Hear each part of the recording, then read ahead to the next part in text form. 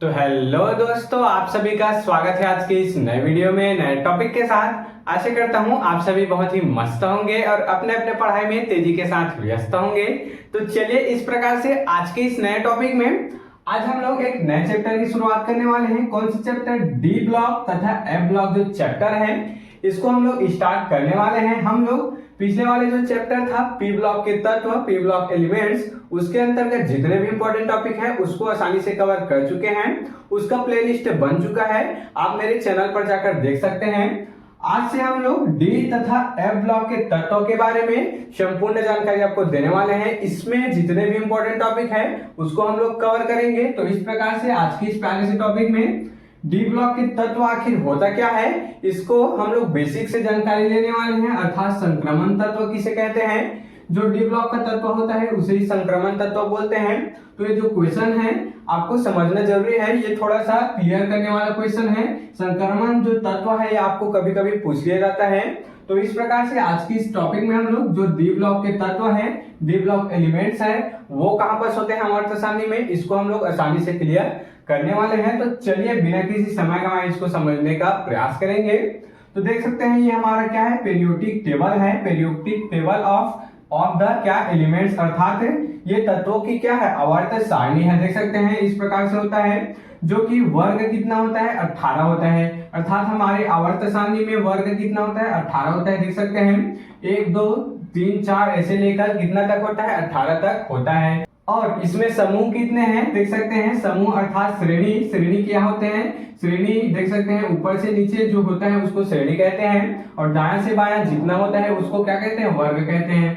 तो 1 2 3 4 5 6 और 7 देख सकते हैं, श्रेणी अर्थात जो समूहों की संख्या है कितनी है 7 है, जबकि वर्ग की संख्या क्या होती है आवर्त सारणी में 18 यहाँ पर होता है।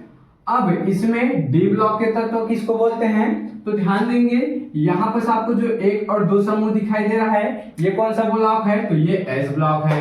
उसके बाद यहाँ से 13 लेकर 18 तक जो आपको दिखाई दे रहा है ये कौन सा ब्लॉक है, पी ब्लॉक है। उसके बाद ये आपको 3 से लेकर 12 तक जो आपको तत्व दिखाई दे रहा है इसी को क्या कहते हैं, डी ब्लॉक तत्व इसी को कहते हैं। देख सकते हैं यही क्या है, ये पूरे डी ब्लॉक के अंतर्गत आते हैं। उसके बाद यहाँ नीचे उपस्थित होता है, यहाँ नीचे भी उपस्थित होता है 14 यहाँ पर वर्ग उपस्थित होता है, उसको क्या कहते हैं, उसको एफ ब्लॉक के तत्व कहते हैं। यहाँ पर लेंथेनाइड और एक्टिनाइड उपस्थित होता है, ये क्या होते हैं, ये एफ ब्लॉक के यहाँ पर तत्व होते हैं। अर्थात ये एस ब्लॉक हो गया, ये क्या हो गया एस ब्लॉक, ये क्या हो गया पी ब्लॉक, ये क्या हो गया यहाँ पर पी ब्लॉक, और यहाँ पर ये क्या हो गया डी ब्लॉक। अर्थात 1 से 2 समूह क्या कहलाता है, एस ब्लॉक के तत्व। अब 3 से 12 तक के समूह को क्या कहते हैं, डी ब्लॉक का तत्व।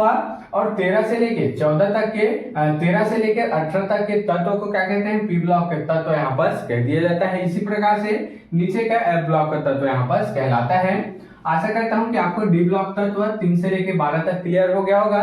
चलिए इसको अब हम लोग क्या लिखे यहाँ पर इसको समझने का प्रयास करते हैं। संक्रमण तत्व आखिर कहते किसे हैं, डी ब्लॉक के तत्व कहते किसे हैं, इसको सबसे पहले देख लेते हैं। फिर हम लोग और भी डिटेल से जानकारी आवर्त सारणी के बारे में आपस लेने वाले हैं। तो क्या बोला गया, आवर्त सारणी में वर्ग 3 से 12 तक के तत्वों को डी ब्लॉक तत्व कहते हैं।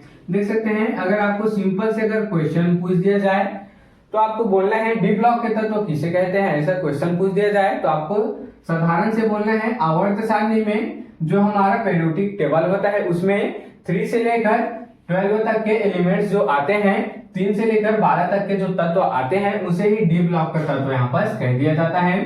तथा अगर संक्रमण तत्व पूछा जाए तो यह एस ब्लॉक, अर्थात इसको आपको पूरा लिखना है, यह एस ब्लॉक और पी ब्लॉक के बीच में क्या होते हैं, स्थित रहते हैं। देख सकते हैं एस ब्लॉक और पी ब्लॉक के बीच में ही तो स्थित है।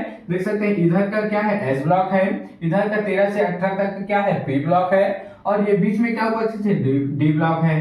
तो उसी को बोला गया है यह एस ब्लॉक व पी ब्लॉक के बीच में क्या होता है, स्थित होता है, उपस्थित होता है। इस कारण इसे संक्रमण तत्व भी कहते हैं। देख सकते हैं इसको संक्रमण तत्व कहने का यही कारण है क्योंकि ये एस ब्लॉक और पी ब्लॉक के मध्य में उपस्थित होता है। इस कारण से इसको क्या कह दिया जाता है, संक्रमण तत्व कह दिया जाता है।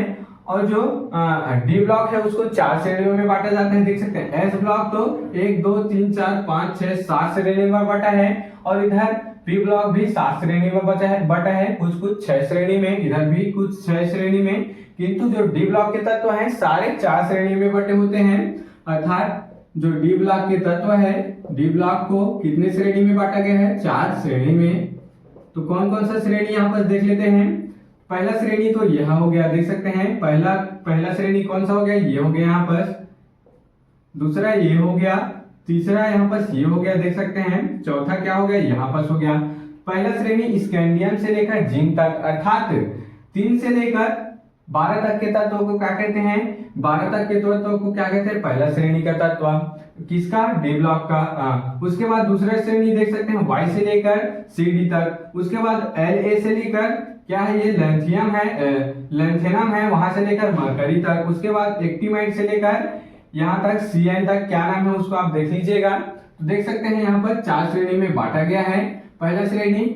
पहला श्रेणी हो गया, पहला समूह हो गया स्कैंडियम से जिंक तक, दूसरा वाई से लेकर CD तक, तीसरा LA से लेकर HG तक, चौथा AC से लेकर CN तक। देख सकते हैं आपके आवर्त सारणी में इस प्रकार से बांटा गया है।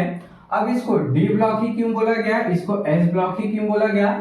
इसको पी ब्लॉक, इसको एफ ब्लॉक ही क्यों बोला गया? ये आपके मन में तो आता ही होगा सवाल। तो इसको क्यों बोला जाता है? देख सकते हैं ये जो एस ब्लॉक है, इसके जो लास्ट कोष होते हैं उसमें क्या होते हैं? एस ऑर्बिटल भरते हैं, अर्थात इसमें इसके जो कक्षक होते हैं उसके लास्ट में कौन से इलेक्ट्रॉन भरते हैं? S electron. और इसके डी, इसी प्रकार से इसके लास्ट में पी और इसके लास्ट में क्या? एफ भरे जाते हैं। इस कारण से इसको इस प्रकार से रखा जाता है। और एक कारण है, देख सकते हैं हमारा जो ऑर्बिटल होता है वो कौन सा होता है? एस होता है, पी डी एफ होता है। एस में लगभग 2 ही इलेक्ट्रॉन भरते हैं, पी में कितने इलेक्ट्रॉन भरते हैं? 6 इलेक्ट्रॉन भरते हैं। कितने इलेक्ट्रॉन? 6 इलेक्ट्रॉन।